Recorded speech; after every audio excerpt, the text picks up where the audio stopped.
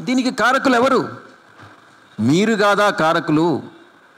మీరు కాదా? మీరు చంద్రబాబు కలిసి చేసినటువంటి కుట్ర కాదా? ఈ పరిస్థితికి తప్పకుండా 100% షర్మిల గారే కారకురాలు అన్నటువంటి విషయాన్ని నేను చాలా స్పష్టంగా చెప్తా ఉన్నా. ఇక మొట్టమొదటనే 2019 ఆగస్టులోనే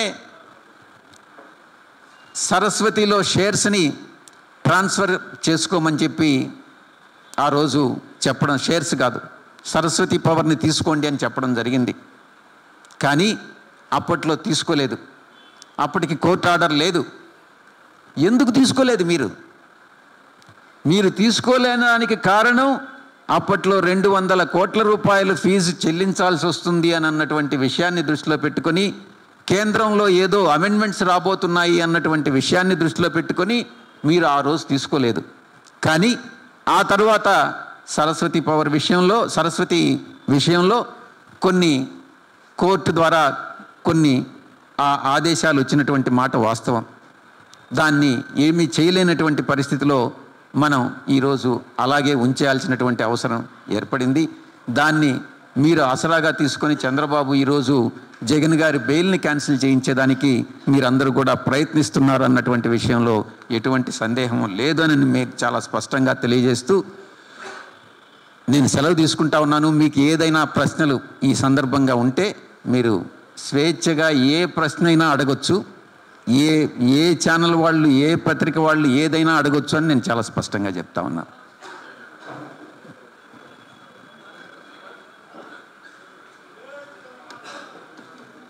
ఆంజీ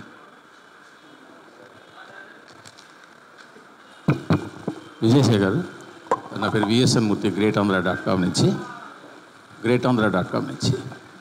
సార్, ఇప్పుడు నిన్న సుబ్బారెడ్డి గారు కానీ ఇవాళ మీరు కానీ అందరూ కూడా తరచూ మీడియా ముందుకు వస్తూ షర్మిల గారిని కౌంటర్ ఇస్తూ వస్తున్నారు. షర్మిల గారు వ్యాఖ్యలకి కౌంటర్ ఇస్తూ వస్తున్నారు. బాగానే ఉంది. అసలు ఈ సమస్య స్టార్ట్ అయినప్పుడు మీరంతా ఏం చేశారు? ఒక సిట్టింగ్ జగన్ గారికి ఆయన సోదరికి మధ్యలో అరేంజ్ చేయలేకపోయారా? రాజీ చేసే ప్రయత్నం ఏమైనా చేశారా? చేయలేదా? ఈ సమస్య వాళ్ళిద్దరి మధ్యన ఒక వ్యక్తిగతమైనటువంటి వ్యవహారం. ఇది రాజకీయ వ్యవహారం కాదు. ఎప్పుడు చెప్పేది వినండి. రాజకీయానికి దీనికి సంబంధం లేదు. నేను ఇప్పుడే చెప్పాను, నా యొక్క ప్రెస్ కాన్ఫరెన్స్లోనే చెప్పా.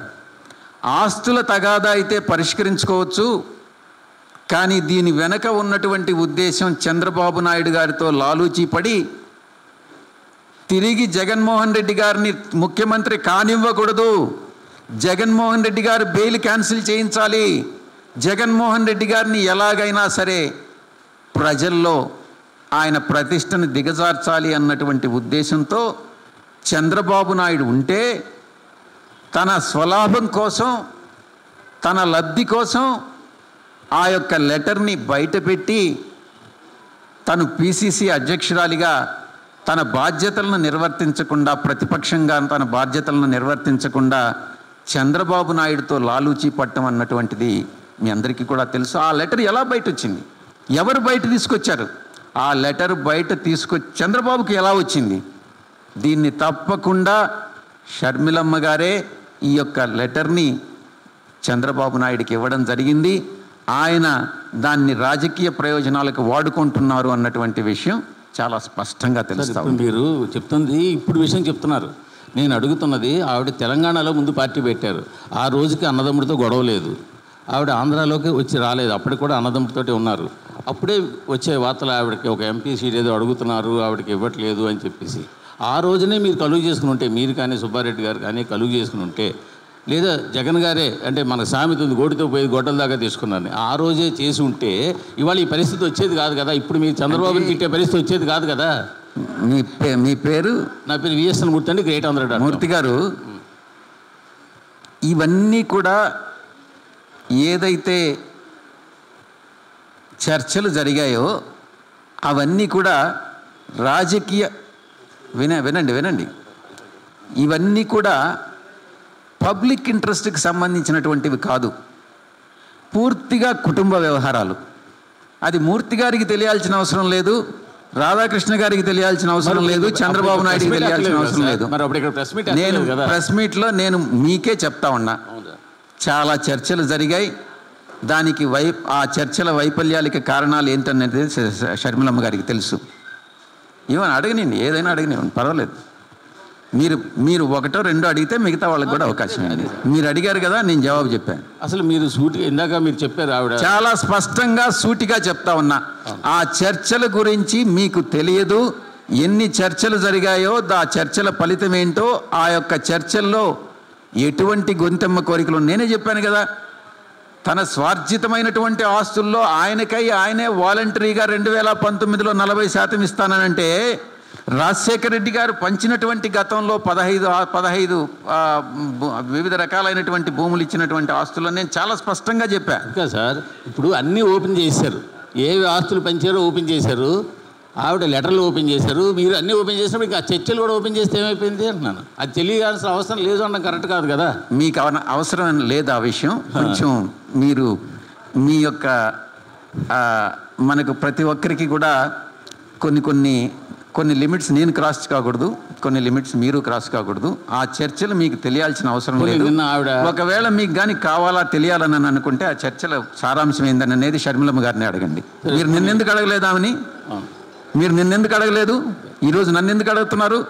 మీరుగా చెప్పారు చర్చలు జరిగాయని. చర్చలు జరిగాయని మీరు అడిగారు. మీరు పర్వాలేదు, మైక్ లేకుండా అడగండి. చర్చలు జరిగాయని మీరు అడిగారు. అడిగిన దానికి నేను జవాబు చెప్పా. చర్చలు జరిగాయి. ఆ చర్చల సారాంశం ఏంటి, ఆమె ఎవరెవరికి ఏమేం మెసేజ్లు పెట్టారు, ఆమె ఏం చెప్పారు, ఒక చిన్న ఉదాహరణ చెప్తా. మీరు అడిగారు కాబట్టి ఒక్క ఉదాహరణ చెప్తా.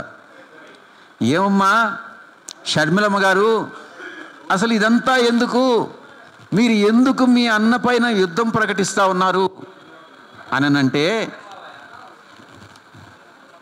నాకు సరస్వతి గురించి కొన్ని ప్రాబ్లమ్స్ ఉన్నాయి.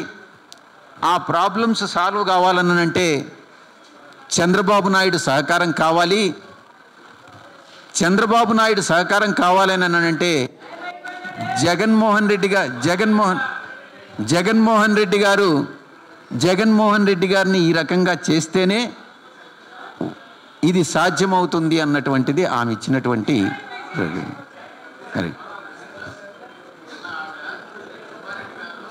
అయిపోయింది కదా, ఇంకెవరైనా అన్నీ మీరే అడిగితే ఎట్టా వేరే.